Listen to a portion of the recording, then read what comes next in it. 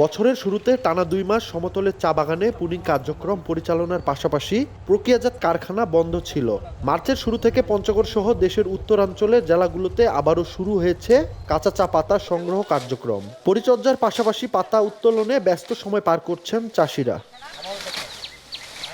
মৌসুমের শুরুতেই চায়ের দামে এসেছে বড় সুখবর। গত ৮ বছরের মধ্যে এবারই সর্বোচ্চ দামে বিক্রি হচ্ছে কাঁচা চা পাতা। গেলবারে কেজি প্রতি ২৫ থেকে ৩৫ টাকায় বিক্রি হলেও বর্তমানে ৩৮ থেকে ৪০ টাকা দরে বিক্রি হচ্ছে।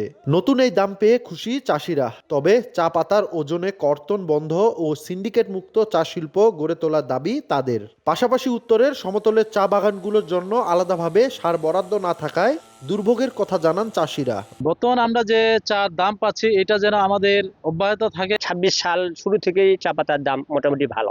এখন যে দাম যাচ্ছে তাতে ৩৮-৪০ টাকা, এটা আমাদের জন্য অনেক ভালো।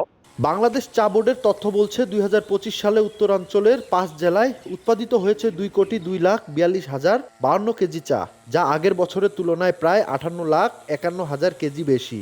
তারা যদি পাতার মান ঠিক রাখে এবং পাতা মানসম্পন্ন পাতা যদি ফ্যাক্টরিতে মানসম্পন্ন পাতা সরবরাহ করে, সেক্ষেত্রে কিন্তু আমরা ভালো চা তৈরি করতে পারবো এবং ভালো চা তৈরি করলে অবসরে আমরা কিন্তু ভালো দাম পাবো। কারখানা কর্তৃপক্ষ জানায় চাষিদের উদ্যোগে বর্তমান সময়ে ২০১৭-১৮ সালের চায়ের স্বর্ণযুগ আবারও এসেছে। আর চা বোর্ড বলছে কাঁচা চা পাতার গুণগত মান নিশ্চিত করতে পারলে পাতার দাম ভালো পাবেন চাষিরা। সবুজ চা পাতার দাম কেজি প্রতি দাম যদি গত বছরের মতো থাকে বা তার চেয়ে ভালো থাকে, তাহলে আশা করা যায় যে গত বছর ২০২৫ সালের উৎপাদনকেও ২০২৬ সাল অতিক্রম করবে বলে আমরা আশা করছি। চা বোর্ডের তথ্য অনুযায়ী সিলেট ও চট্টগ্রামের পর উত্তরাঞ্চল এখন দেশের তৃতীয় বৃহত্তম চা অঞ্চল হিসেবে পরিচিত। তবে উৎপাদনের দিক থেকে টানা পঞ্চমবারের মতো দ্বিতীয় অবস্থানে রয়েছে এই অঞ্চলটি। সোহাগ হায়দার, সময় সংবাদ, পঞ্চগড়।